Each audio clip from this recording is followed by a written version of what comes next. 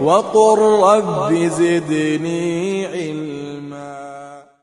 Il y a un hadith qui a été rapporté dans At-Tabarani. Il y a un hadith qui a été rapporté dans At-Tabarani. Il y a un hadith qui a été rapporté. Tabarani aussi, c'est un livre de hadith, d'accord? At-Tabarani, il a été rapporté dans plusieurs endroits différents. At-Tabarani, Ibn Abi Shayba, il y a plusieurs compagnons aussi qui l'ont rapporté. Abu Umama et Abdullah ibn Mas'ud. D'accord? Le hadith a été rapporté par plusieurs compagnons différents. D'accord? Abdullah ibn Mas'ud et Abu Umama. Écoutez bien ce hadith-là. Écoutez-le attentivement, les frères et sœurs. Maintenant, ce hadith-là, le prophète sallallahu alayhi wa sallam, il a dit Inna ruha al-Qudusi nafatha fi raw'i. Il a dit que l'Esprit Saint, qui est Jibril, il a insufflé dans mon cœur. Oui, il m'a révélé. Jibril alayhi salam, il m'a révélé. Oui, il a insufflé dans mon cœur. Inna ruha al-Qudusi nafatha fi raw'i. Hein? Que l'Esprit Saint qui est Jibril, il m'a révélé. Qu'est-ce qu'il a révélé?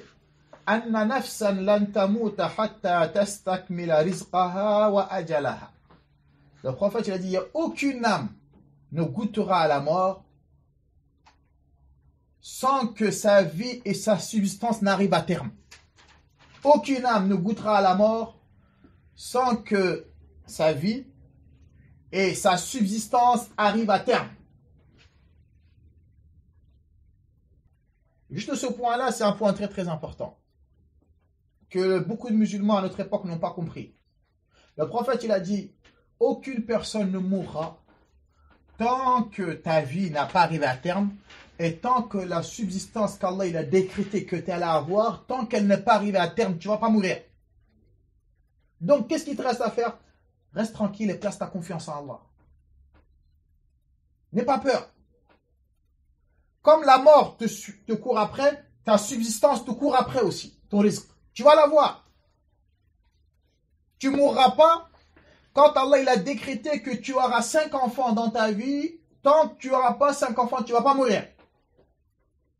Allah il a décrété que tu allais vivre 40, 50 ans. Même s'il y a un avion qui a fait un accident, tout le monde est mort, toi tu ne vas pas mourir. Pourquoi? Parce que ton terme il n'est pas encore arrivé. Ça, on a du mal à comprendre ça. Et jusqu'à qu'on rentre dans le haram. Non, n'aie pas peur.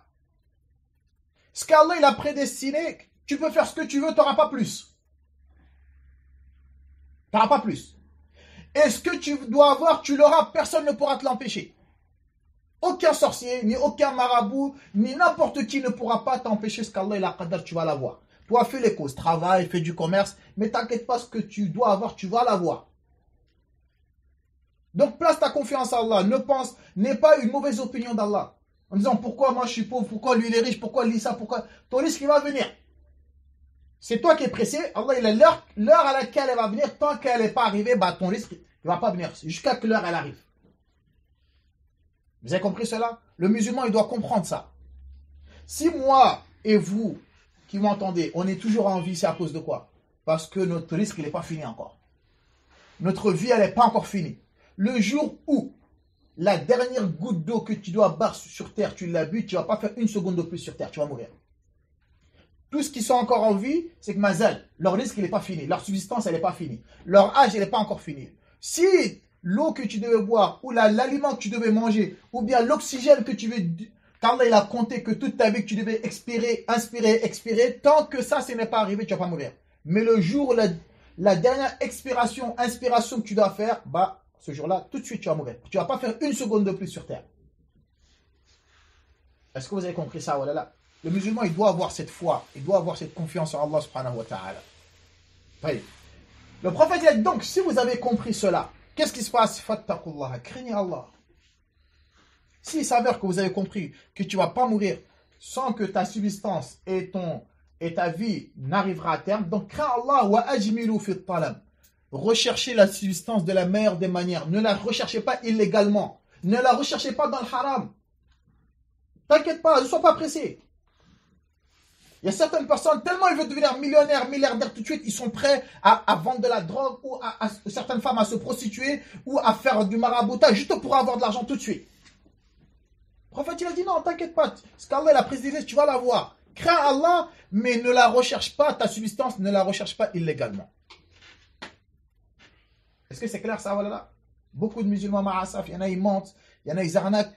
Hein? On voit certains musulmans, ma'asaf, surtout les vieux, tu les vois dans les tabacs, ils sont en train de gratter le 15, le 17, ils sont en train de jouer au tiercé, au loto, au Paris en sport, je ne sais quoi, pourquoi? Parce qu'il veut devenir millionnaire tout de suite. Et d'une manière illégale. Allez, ça kadalik. Le prophète a dit ne faites pas ça. Ensuite, il a dit Wala yahmilanna, et voilà ce qu'il a dit. ولا يحملن أحدكم أو أحدكم استبطاء الرزق أن يطلبه في معصية الله. Que le retardement, d'après toi, le retardement de ta subsistance ne soit pas une cause pour te pousser à aller le chercher dans le haram. Attends. Il a dit que le retardement de ta subsistance ne soit pas une cause pour te pousser à aller chercher ton risque dans le haram. Attends, il va venir, t'inquiète pas. Ne va pas le chercher dans le haram. Vous avez compris? Pourtant, lorsque le prophète sallallahu alayhi wa sallam a dit istibta ou risque, le retardement de la subsistance, c'est nous, pour nous, la substance elle est retardée. Mais envers Allah, elle n'est pas retardée. Hein. Est-ce que vous avez compris? Ça c'est moyen. Et Allah il a bien dit ça dans le Coran. Si Allah il avait fait que tout le monde était millionnaire ou milliardaire, là-bas on aurait comment ça s'appelle? On aurait pris la grosse tête sur terre. Donc Allah il te donne selon ton besoin. S'il te donne trop, ça peut être une cause pour te faire entrer en enfer. Donc il te donne selon ton besoin. S'il te donne trop, peut-être c'est pas bon pour toi. Si je te donne maintenant, c'est pas bon. Attends, je vais te donner dans 2 ans, 3 ans, 4 ans, 5 ans. C'est Allah qui sait. Donc toi ne te presse pas, ne dis pas, ah bah moi je veux tout de suite, depuis longtemps je cherche du travail, je fais du commerce, ça marche pas. Donc maintenant je vais faire un plan B. Le plan B c'est quelque chose de haram. Non, ne fais pas ça. Continue à faire des efforts, faire des doigts. Le jour où ça va venir, ça va venir. Personne ne pourra te l'empêcher. Donc ne rentrez pas dans le haram, les frères et les sœurs. Ne rentrons pas de chercher notre risque illégalement. Travail, fais du commerce. Il y a plusieurs manières d'avoir du risque, mais ne rentre pas dans les manières illégales. C'est le prophète qui te l'a dit ça. Quel que soit le retardement, tu as des fins de mois difficiles, tu as des dettes, ne rentre pas dans le haram. Attends. Est-ce que ça c'est clair?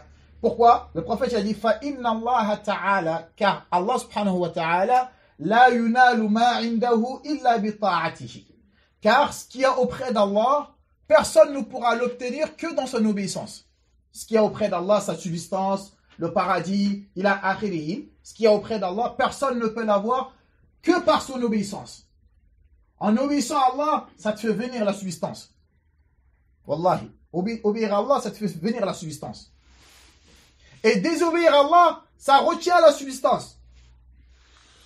Désobéir à Allah, comme on va le voir, ça retient la subsistance.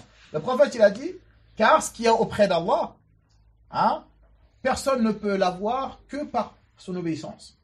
C'est pas par le haram que tu vas avoir ce qu'il y a auprès d'Allah, que par son obéissance. Donc, obéis à Allah et il va te faire parvenir son risque. Nous, on a tendance à comprendre, beaucoup parmi nous, on pense que la subsistance, c'est que de l'argent. Alors que non. Le risque, c'est pas que de l'argent. C'est plus vaste que ça. La bonne santé, c'est du risque. La science, c'est du risque. Qu'Allah te guide sur l'islam et sur la sunna, c'est du risque.